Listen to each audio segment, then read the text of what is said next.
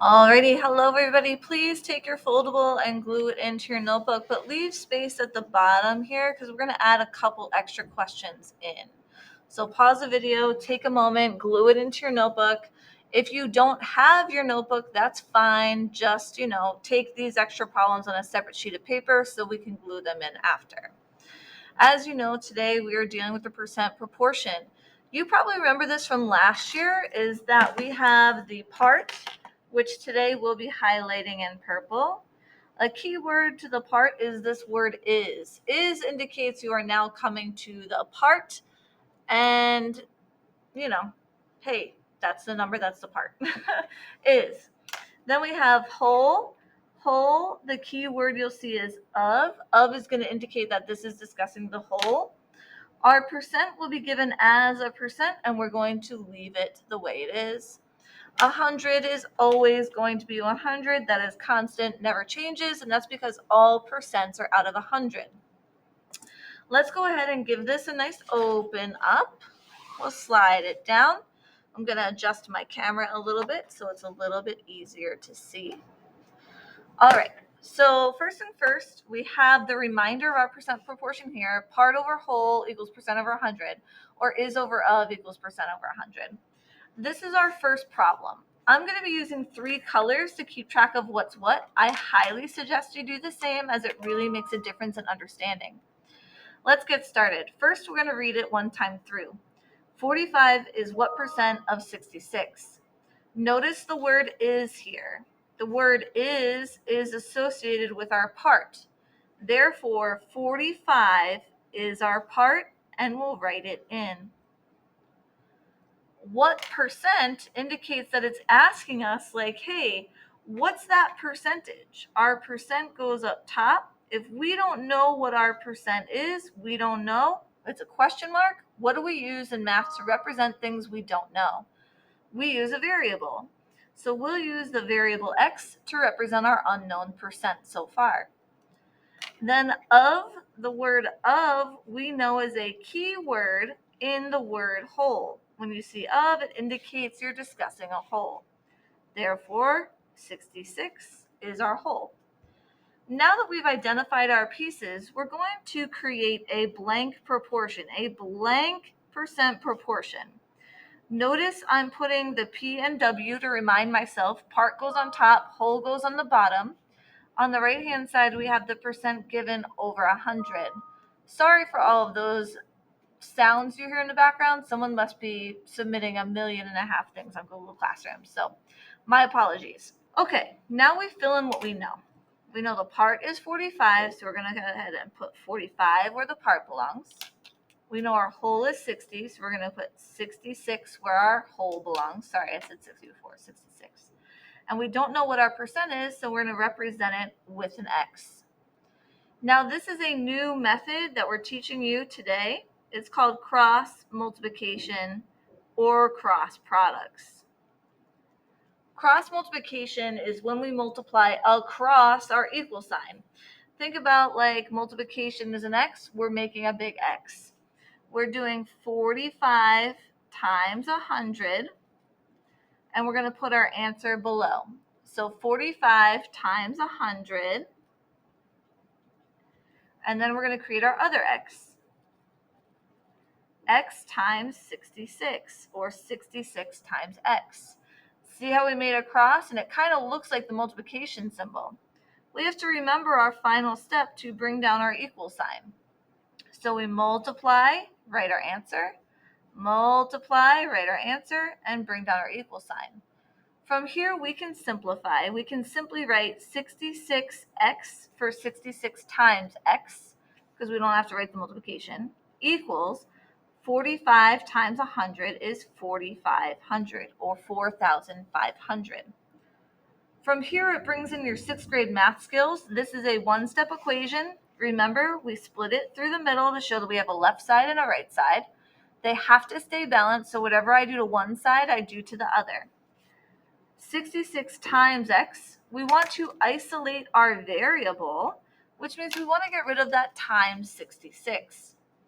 What's the opposite of multiplying by 66? Well, The opposite of multiplying by 66 would be dividing by 66. The way we show dividing at this level is we're going to divide this side by 66 by making it look like a fraction, because all fractions are just division. And whatever I do to one side, I do to the other, divided by 66. These two cancel out, so you're just left with an x equals, and then 4,500 divided by 66 gives us 68.1818 ... because it repeats. You can check that all in your calculator. I promise you it is a repeating decimal. Now we think about, okay, were we finding a part or a whole or a percent? Well, we were finding a percent, so that means our final answer would be 68.18 repeating percent.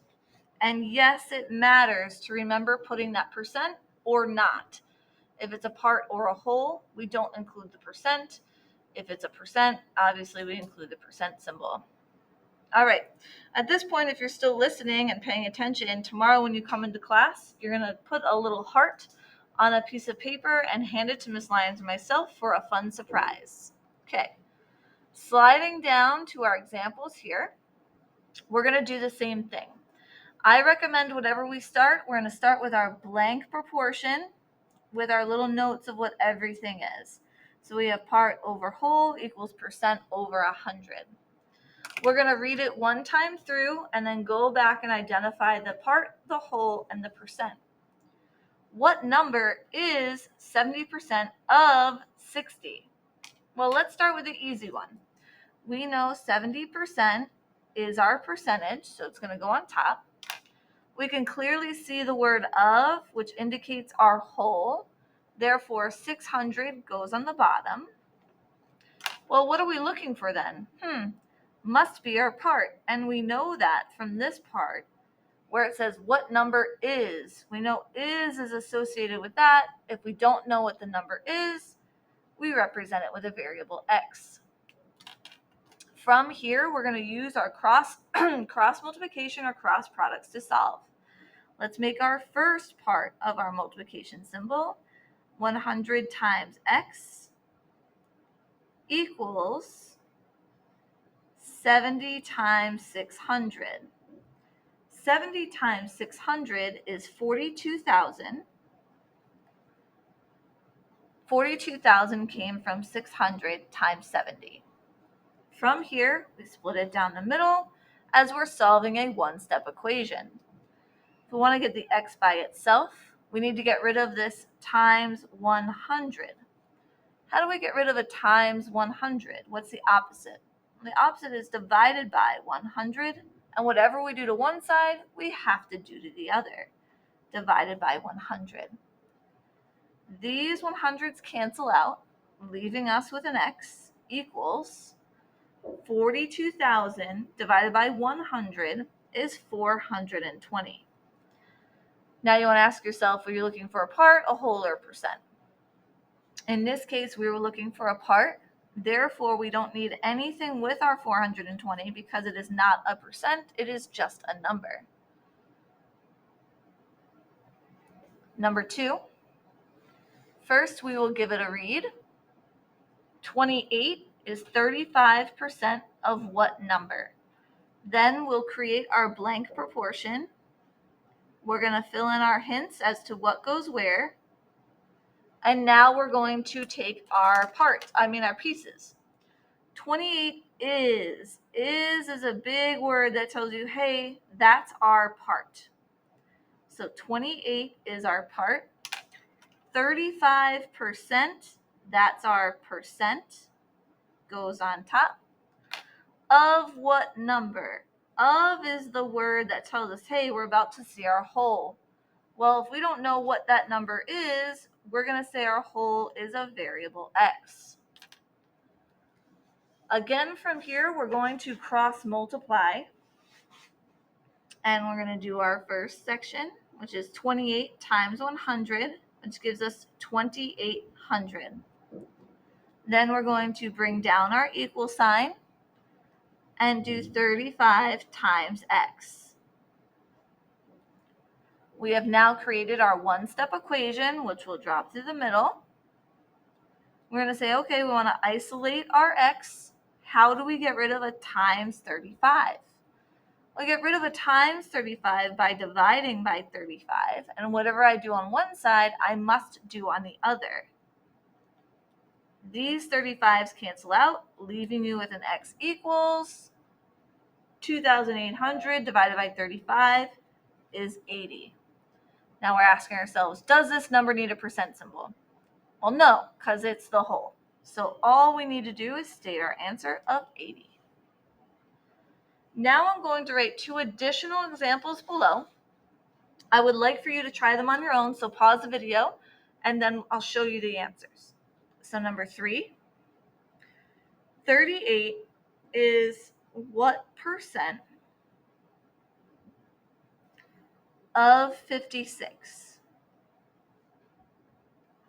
Number 4 says 17 is 10% of what number? Oops, I'm off. Put a little squiggly line in between to divide them. Take a moment, pause the video, try those 2 on your own, and then I'll show the answers.